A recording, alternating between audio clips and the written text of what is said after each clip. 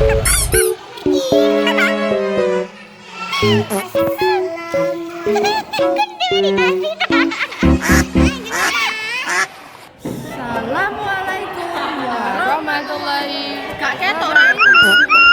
Oke. Ayo.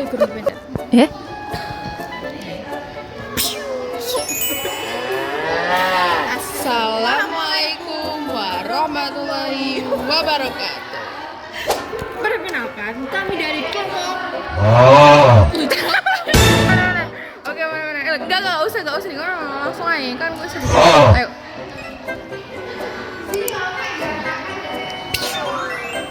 Assalamualaikum warahmatullahi wabarakatuh. Kami dari kelompok 12. Di sini kami akan mempresentasikan apa itu depresi dimulai dengan saya Medina Ananda Bestari dengan NIM 559 dan saya Dia Lutfiana Santoso dengan NIM 525. Oke, di sini kita melanjutkan presentasi. Let's go. Swing.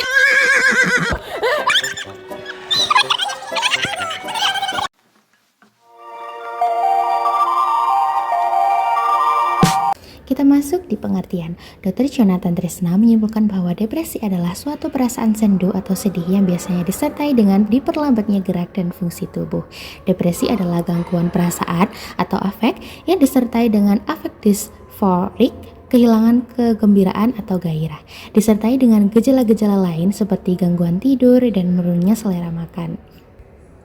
1991, Ratus menyatakan orang yang mengalami depresi umumnya mengalami gangguan yang meliputi keadaan emosi, motivitas, fungsional, dan gerakan tingkah laku serta kognisi.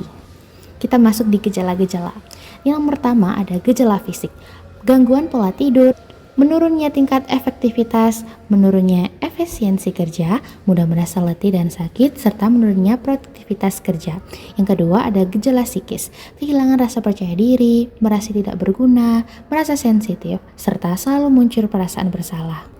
Kita masuk di jenis-jenis gangguan depresi. Yang pertama ada Major Depression Disorder atau MDD. Gangguan depresi Major atau juga dikenal dengan depresi klinis adalah gangguan jiwa kronis yang berlangsung selama beberapa minggu atau bulan atau lebih.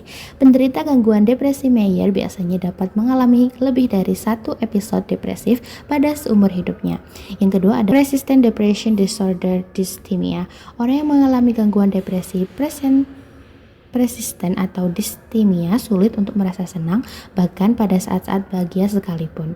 Yang ketiga ada depresi postpartum, bisa menimbulkan serangkaian gejala mulai dari merasakan rasa sedih, bersalah, dan bentuk umum depresi lainnya dalam jangka waktu yang lama setelah melahirkan. Kelahiran bayi dapat memberikan dorongan perasaan dan emosi yang kuat, mulai dari kesenangan, kebahagiaan, hingga ketakutan. Lonjakan berbagai macam emosi ini yang berperan dalam terjadinya depresi postpartum.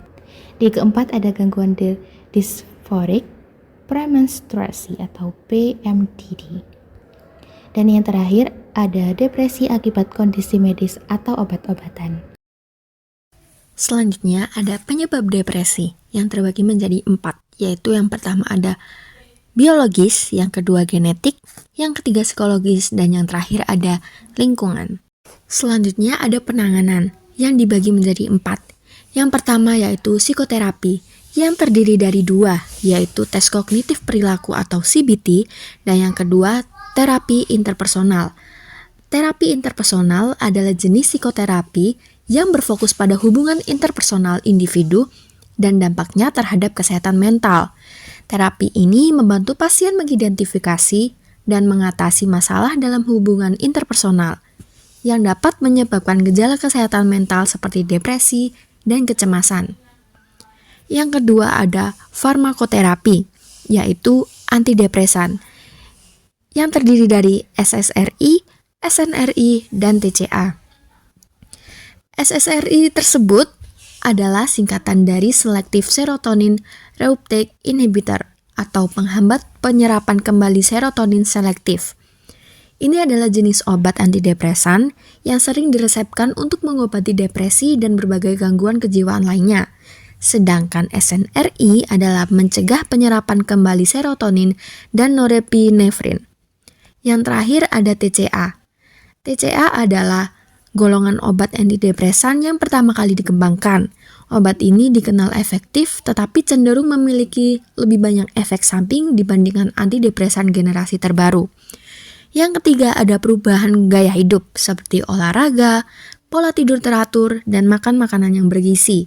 Dan yang terakhir ada terapi lain, yaitu terapi elektrokonvulsif atau ECT. Jika kasus berat. ECT sendiri adalah terapi kejang listrik, suatu prosedur medis yang digunakan untuk mengobati gangguan kesehatan mental yang parah, seperti depresi berat yang resisten terhadap pengobatan lain.